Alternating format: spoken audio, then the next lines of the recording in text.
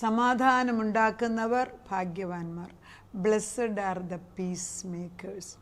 സമാധാനം.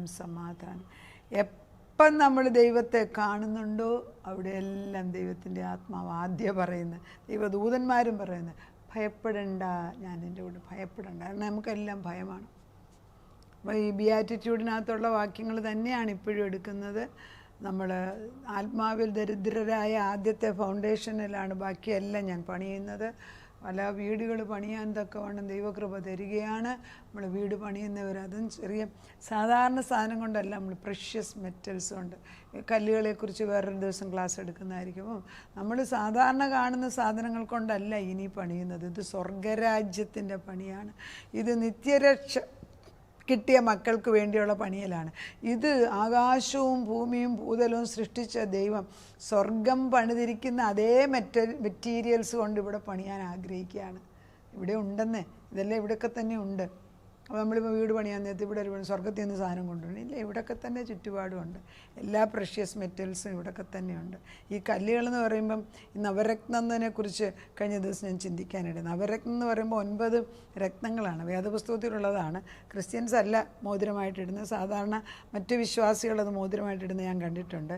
അവർക്കതിനെക്കുറിച്ചറിയാം. നമുക്ക് ഈ സ്വർഗമുണ്ടാക്കിയിരിക്കുന്ന സിംഹാസനത്തിൽ ഇതെല്ലാം ഉണ്ടെന്നുള്ള സത്യം പോലും അറിഞ്ഞുകൂടാ. വെളിപ്പാടിന് ഇതിനെക്കുറിച്ച് എഴുതിയിട്ടുണ്ട്. ദൈവം തൻ്റെ വിശുദ്ധ ഭവനം പോലും രത്നങ്ങൾ കൊണ്ടാണ് ഉണ്ടാക്കുന്നതെങ്കിൽ ക്രിസ്ത്യാനിക്ക് ഇതൊന്നും കൊള്ളത്തില്ല എന്ന് പറഞ്ഞ് പഠിപ്പിക്കുന്നതിൽ ഒരർത്ഥവുമില്ല. ഇതൊക്കെ ആവശ്യമുള്ളവർക്ക് ഇവിടെയൊക്കെ തന്നെയുണ്ട്. വാങ്ങിക്കേണ്ടിയവർ വാങ്ങിച്ചെടുക്കുക. പ്രഷ്യസ് സ്റ്റോൺസ് കൊണ്ട് ഭവനം ഉണ്ടാക്കാൻ, അതായത് എന്നേക്കും നിലനിൽക്കുന്ന സ്വർഗീയ ഭവനം ഉണ്ടാക്കുന്നതിനെക്കുറിച്ചാണ് ഞാൻ ഇപ്പോൾ പറയുന്നത്. അതുകൊണ്ട് സമാധാനം ഉണ്ടാക്കുന്നവർ ഭാഗ്യവാന്മാർ. സമാധാനം നമ്മൾ വേദപുസ്തകത്തിൽ പഠിച്ചിട്ടില്ലേ, ദൈവത്തിന് വേണ്ടി വിശ്വസ്തത കാണിക്കുന്നവർക്ക് ആർക്കും വായിക്കാൻ വയ്യാത്ത വണ്ണമുള്ള പേര് വെള്ളക്കല്ലിന്മേൽ എഴുതി നമ്മുടെ കയ്യിൽ തന്നിരിക്കുന്നു. അവിടെയും കല്ലുണ്ട്, പ്രഷ്യസ് മെറ്റൽസ്.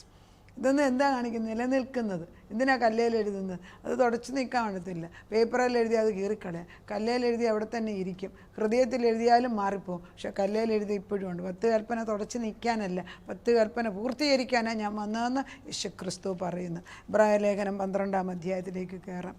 എന്താണ് സമാധാനത്തിന്? സമാധാനം പറയാത്ത ദൈവം എവിടെ ദൈവം വരുന്നോ ഞാൻ നിങ്ങൾക്ക് സമാധാനം. നിശ്ചയപ്രവാചനകത്ത് ഇവിടെയെല്ലാം പലയിടത്ത് സമാധാനത്തെ ഘോഷിക്കുന്ന കാര്യങ്ങൾ എത്ര മനോഹരം. വചനം പറയുന്നത് സമാധാനം കൊടുക്കാൻ. അതുകൊണ്ടാണ് സുവാർത്ത ദൂതുമായിട്ട് മലയുടെ മകളിലേക്ക് കയറി വരുന്ന ഈ കാലുകൾ എത്രയോ വിശിഷ്ടം സമാധാനത്തിൻ്റെ ദൂത് കൊടുക്കുന്നവരായിരിക്കണം. നമ്മൾ ഓരോരുത്തടുത്ത് ചെന്ന് വചനം എടുക്കുമ്പോഴും പ്രോഫസി പറയുമ്പോഴും അവരെ വെപ്രാളപ്പെടുത്തി ഭീതിപ്പെടുത്തുന്ന പലപ്പോഴും പിശാച് പോലെ തന്ത്രം കാണിച്ചു വെക്കും. അവനവൻ്റെ തന്ത്രം കാണും. പക്ഷെ നമ്മളതിനല്ല, നമ്മളതിനെ അഴിച്ചു മാറ്റി വീട് പണിയാനാണ് പോകുന്നത്. ആ ഒരു കർത്തവ്യമാണ് എല്ലാ ശുശ്രൂഷക്കാരും ഏറ്റെടുക്കേണ്ടത്. ദൈവത്തിന് ക്ഷമിക്കാൻ വയ്യാത്ത ഒരു പാപവും ഈ ഭൂമിയിലില്ല. എബ്രായ ലേഖനം 12-ന്റെ ഇതാണ്. ഇത് നിങ്ങൾക്ക് കാണാൻ പഠിച്ച വാചനമാണ്. എല്ലാവരോടും സമാധാനം ആചരിച്ച് ശുദ്ധീകരണം പ്രാപിപ്പാൻ ഉത്സാഹിപ്പിൻ. കാരണം നമ്മൾ ഒരുത്തരോടും വിദ്വേഷത്തിൻ്റെ വചനം എടുക്കുന്നവർക്ക് പ്രത്യേക ദൈവത്തിൻ്റെ ആത്മാവ് പറയുന്നത് നമുക്ക് ഒരുത്തരോടും വിദ്വേഷമായിട്ട് മിണ്ടാതിരിക്കാൻ അവകാശമില്ല. പിന്നെ നമ്മൾ ആഗ്രഹിച്ചാൽ അവരിങ്ങോട്ട് മിണ്ടത്തില്ലെങ്കിൽ നമുക്ക് ദൈവത്തോട് പറയാം ദിനം പ്രതി, ഞങ്ങൾ അവർക്ക് വേണ്ടി ക്ഷമ ചോദിക്കുന്നു, അവർക്ക് വേണ്ടി അങ്ങനെ ഒന്ന് ചെയ്ത് നോക്കിക്ക്. കഴിഞ്ഞ ദിവസങ്ങളിലൊക്കെ ഈ നമ്മൾ കർത്താവിന് കർത്തൃമേശ അല്ലെങ്കിൽ കുർബാന അനുഭവിക്കുമ്പോഴൊക്കെ നമുക്ക് തന്നെത്താനെ എന്നും എടുക്കും. അത് നമ്മളൊരു ദൈവമായിട്ടുള്ള ബന്ധം. പക്ഷെ ചില സന്ദർഭം ദൈവം പറയും വേറൊരാൾക്ക് വേണ്ടി എടുക്കുകയെന്ന്. അവരുടെ പാപം ക്ഷമിക്കുക അല്ല, അവർക്ക് പാപബോധം കൊടുക്കാൻ നമ്മൾ അവർക്ക് വേണ്ടി. അതാണ് ഇടിവിൽ നിന്ന് പ്രാർത്ഥിക്കുക, മധ്യസ്ഥത നിന്ന് പ്രാർത്ഥിക്കുക, ഇൻ്റർസീഡ് ചെയ്ത് പ്രാർത്ഥിക്കുക. അതിനൊക്കെ വിലയുണ്ട്. കർത്താവ് പ്രാർത്ഥിച്ചില്ലായിരുന്നെങ്കിൽ യോഹന്നാൻ്റെ സുവിശേഷം 17-ാം അധ്യായത്തിൽ ക്രൂശുമരണത്തിന് മുമ്പ് യേശുക്രിസ്തു പ്രാർത്ഥിച്ചില്ലായിരുന്നു എങ്കിൽ ഈ പറയുന്ന നമ്മളാരും ദൈവത്തെ കാണത്തില്ലായിരുന്നു. അന്ന് അയച്ച വചനം ഇന്നും ജീവനോടെ നടക്കുകയാണ്. നമ്മൾ അയക്കുന്ന വചനം തലമുറയോളം അത് നടക്കുകയാണ്. നമ്മൾ അയക്കേണ്ട വചനം നമ്മൾ അയച്ചില്ലെങ്കിൽ വേറെ ആരയക്കും? അതാണ്. ആര് സുവിശേഷം പറയാതെ ലോകം കേൾക്കും? അങ്ങനെ ഈ റോമർക്ക് ലേഖനം 8 പറയുന്നുണ്ട്. സുവിശേഷം പറയാതെ എങ്ങനെ ആളുകൾ കേൾക്കും? അത് പറയേണ്ട ചുമതല നമുക്കുണ്ട്. അതുകൊണ്ട് ഏത് തരത്തിൽ പറയുന്നത് നമ്മളെ അട്രാക്റ്റ് ചെയ്യുന്നത് ആത്മീയ ഗുണത്തിൽ ചില സെക്ഷൻസാണ്, വേറെ അട്രാക്റ്റ് ചെയ്യുന്നത്. പക്ഷേ ചെറുതോ വലുതോ എന്ന് ചിന്തിക്കാൻ നമ്മളെ ഏൽപ്പിച്ച ജോലി വിശ്വസ്തയോടെ ചെയ്യുക. എല്ലാവരോടും സമാധാനം ആചരിച്ച് ശുദ്ധീകരണം പ്രാപിപ്പാൻ ഉത്സാഹിപ്പിൻ. ശുദ്ധീകരണം കൂടാതെ ആരും കർത്താവിനെ കാണുന്നില്ല. നമ്മൾ കർത്താവിനെ കാണേണ്ടവൻ you should be cleansing yours, be holy as I am holy. ദൈവത്തിന് വിശുദ്ധി നിർബന്ധമാണ്. ദൈവത്തിൻ്റെ വിശുദ്ധി ഇല്ലാതെ നമുക്കൊന്നും ചെയ്യാനൊക്കത്തില്ല. അപ്പോൾ കർത്താവ് പറയുന്നത് be holy as I am. അപ്പോൾ ശുദ്ധീകരണത്തോടു കൂടി വേണം ദൈവത്തിൻ്റെ സമ്മതം. ആരും ദൈവകൃപ ഞാൻ വായിക്കുന്നത് എബ്രായ ലേഖനം 12:14 തൊട്ടുള്ള വാക്യമാണ്. വേദപുസ്തകമുള്ളവർക്ക് എടുത്ത് വായിക്കാം. ആരും ദൈവകൃപ വിട്ടു പിന്മാറുകയും വല്ല കയ്പുള്ള വേരും മുളച്ച് കലക്കമുണ്ടാക്കി അനേകർ അതിനാൽ മലിനപ്പെടുകയും ആരും ദുർനടപ്പുകാരന് ഒരു ഊണിന് ജ്യേഷ്ഠാവകാശം വിറ്റുകളഞ്ഞ ഏശാവിനെ പോലെ അഭക്തനോ ആയിത്തീരുകയും ചെയ്യാതിരിപ്പാൻ കരുതിക്കൊള്ളുവീൻ. എന്താ പറഞ്ഞത്? ദൈവകൃപ നമ്മൾ വിട്ടുമാറരുത്, കർത്താവിൻ്റെ കൃപയും. അതുകൊണ്ട് കർത്താവ് എബ്രായ ലേഖനം 4:16 പറയുന്നത് let us approach the throne of grace with confidence to receive grace and mercy in time of our need. കരുണ ലഭിപ്പാൻ, തത്സമയത്ത് കരുണ ലഭിപ്പാൻ അവൻ്റെ കൃപാസനത്തിലേക്ക് ധൈര്യസമേതം കടന്നു വരിക, വിളിക്കുക. ആര് കേൾക്കാനാ? കർത്താവ് സങ്കടപ്പെട്ട് കൈയും നീട്ടി വിളിക്കുക. നമ്മൾ വിളിച്ചു പറയാൻ ആളില്ലെങ്കിൽ ആളുകൾ എങ്ങനെ കേൾക്കും? വിളിച്ചു പറയുക. ആരും ദൈവകൃപ വിട്ടു പിന്മാറുകയും വല്ല കയ്പുള്ള വേരും മുളച്ച് കലക്കമുണ്ടാക്കി അനേകർ അതിനാൽ മലിനപ്പെടുകയും.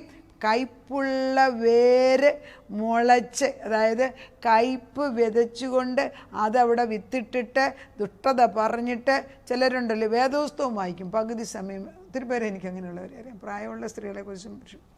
അവർ പകുതി സമയം വേദപുസ്തകം വായിക്കും, പകുതി സമയം അവരുടെ വീട്ടുകാരെ തന്നെ ശപിച്ചുകൊണ്ടിരിക്കും. എത്ര പേരെ എന്നെ വിളിക്കുന്നതെന്ന് അത് പറഞ്ഞു. ഈ മനുഷ്യൻ വേദപുസ്തകമൊക്കെ വായിക്കും, പക്ഷേ പകുതി സമയം ശാപമാണ്. നന്മയും തിന്മയും ഒരു ബാലൻസ് പോലാണ്. പക്ഷെ നമ്മളത് കോൺഷ്യസ് ആയിട്ട് അത് തീരുമാനിച്ചില്ലെങ്കിൽ അഴുക്കും ഈ വായിക്കൂടെ വരും. അത് അതിൻ്റെ താക്കോല് നമ്മളിലാണ്. ഞാൻ അധമമായത് പറയത്തില്ല, മരിച്ചാലും പറയത്തില്ല. ദൈവം മറ്റുള്ളവരുടെ കുറ്റം ഞാൻ വിളിച്ചു പറയേണ്ട ആവശ്യമില്ല. അങ്ങനെ ഒന്ന് തീരുമാനം എടുത്ത് കർത്താവ് അത് ചെയ്തു തരും. അപ്പോഴാണ് അനുഗ്രഹം ഒഴുകുന്നത്. ആരും ദൈവകൃപ വിട്ടു പിന്മാറുകയും വല്ല കയ്പുള്ള വേരും മുളച്ച് കലക്കമുണ്ടാക്കി. എന്ത് കലക്കം? ചിലരെ കാണുമ്പോഴേ പേടിയാണ്. കലക്കം ഉണ്ടാക്കുന്നവരെ മുദ്ര എഴുതിയിട്ട് വരും. ചിലരെ അങ്ങനെയുള്ളവരെ എനിക്കറിയാം. അവർ വരുമ്പോഴേ പറയുന്നത് വരുന്നുണ്ട് കലക്കത്തിനെന്ന്. കലക്കമുണ്ടാക്കി അനേകർ അതിനാൽ മലിനപ്പെടുകയും. എന്താ സംഭവിക്കുന്നത്? മലിനത വിളിച്ചു പറയരുത്, അതൊരു പോയിൻ്റാണ്. അവരങ്ങനെ പറയും, നീ കേട്ടോ, അത് നീ വിളിച്ചു പറഞ്ഞ എന്തിനാ? It has effect. അഴുക്ക് കാര്യങ്ങൾ പ്രസംഗത്തിൽ പറയണ്ട, അതിനൊരു ഇഫക്റ്റ് ഉണ്ട്. നന്മ മാത്രം വിളിച്ചു പറയുക. Because every word we say they are seed which can create, which has got life in it. നല്ലതിനും അഴുക്കിനും സീഡാണിത്. ഈ സീഡ് ഇടുമ്പോൾ നല്ലതിടണം. നല്ലതിട്ടാൽ അത് നല്ലത് കിളുക്കും. അല്ല, ഞാൻ പരീക്ഷിച്ച് നോക്ക്. ഞാൻ പറയുന്നത് നമ്മളിട്ടത് ഒരുപക്ഷെ നമ്മുടെ ജീവിതകാലത്ത് കിട്ടിയില്ലെങ്കിൽ അടുത്ത തലമുറയിൽ അത് വീഴും.